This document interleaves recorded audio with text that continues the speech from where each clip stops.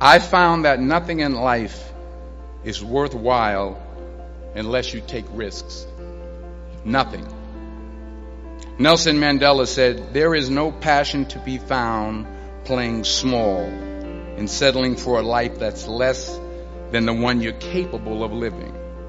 Now, I'm sure in your experiences in school and applying to college and picking your major and deciding what you want to do with life, I'm sure people have told you to make sure you have something to fall back on. But I never understood that concept, having something to fall back on. If I'm going to fall, I don't want to fall back on anything except my faith. I want to fall forward. I figure at least this way I'll see what I'm going to hit. Fall forward. Thomas Edison conducted 1,000 failed experiments. Did you know that? I didn't know that. Because the 1,001st was the light bulb. Fall forward. Every failed experiment is one step closer to success. You've got to take risks, and I'm sure you've probably heard that before, but I want to talk to you about why that's so important. I got 3 reasons. First, you will fail at some point in your life. Accept it. You will lose. You will embarrass yourself. You will suck at something. There's no doubt about it. I'm telling you, embrace it, because it's inevitable. And I should know. In the acting business, you fail all the time. Early on in my career, I auditioned for a part in a Broadway musical. Perfect role for me, I thought. Except for the fact that I can't sing. I didn't get the job. But here's the thing. I didn't quit. I didn't fall back. I walked out of there to prepare for the next audition, and the next audition, and the next audition. I prayed. I prayed. And I prayed. But I continued to fail, and fail, and fail. But it didn't matter, because you know what? There's an old saying, you hang around the barbershop long enough, sooner or later you're going to get a haircut.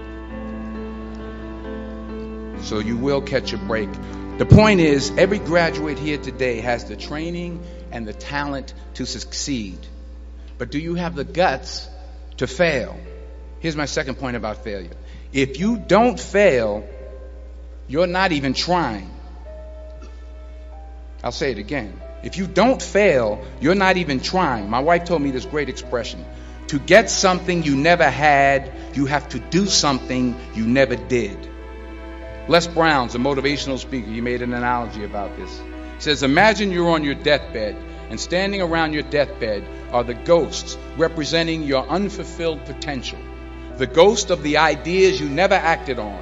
The ghost of the talents you didn't use. And they're standing around your bed, angry, disappointed, and upset. They say, we came to you because you could have brought us to life, they say. And now we have to go to the grave together. So I ask you today, how many ghosts are going to be around your bed when your time comes? You've invested a lot in your education, and people have invested in you. And let me tell you, the world needs your talent. What are you going to do with what you have? I'm not talking about how much you have. Some of you are business majors. Some of you are theologians, nurses, sociologists. Some of you have money. Some of you have patience. Some of you have kindness. Some of you have love. Some of you have the gift of long suffering. Whatever it is, whatever your gift is, what are you going to do with what you have? All right, now here's my last point about failure. Sometimes it's the best way to figure out where you're going. Your life will never be a straight path. I began at Fordham University as a pre-med student. I took a course called cardiac morphogenesis. I still can't say it. Cardiac morphogenesis. I couldn't read it. I couldn't say it. I sure couldn't pass it. So then I decided to go into pre-law, then journalism.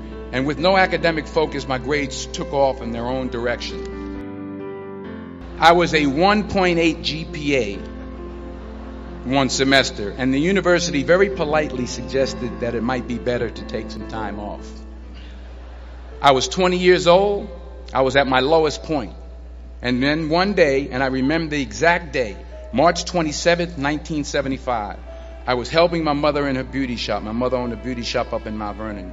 And there was this older woman who was considered one of the elders in the town. And I didn't know her personally, but I was looking in the mirror. And every time I looked at the mirror, I could see her behind me. And she was staring at me. She just kept looking at me. Every time I looked at her, she kept giving me these strange looks. So she finally took the dryer off her head and she said something I'll never forget. First of all, she said, "Somebody give me a piece of paper. Give me a piece of paper." She said, "Young boy, I have a prophecy, a spiritual prophecy." She said, "You are going to travel the world and speak to millions of people." Now, mind you, I'm 20 years old. I'm flunked out of school. In fact, like a wise ass, I'm thinking to myself, maybe she's got something in that crystal ball about me getting back into school next fall. But maybe she was on to something, because later that summer, while working as a counselor at a YMCA camp in Connecticut, we put on a talent show for the campers. And after the show, another counselor came up to me and asked, "Have you ever thought about acting? You're good at that." So when I got back to Fordham that fall, I got in and I changed my major once again for the last time. And in the years that followed, just as that woman prophesied, I have traveled the world and I have spoken to millions of people through my movies.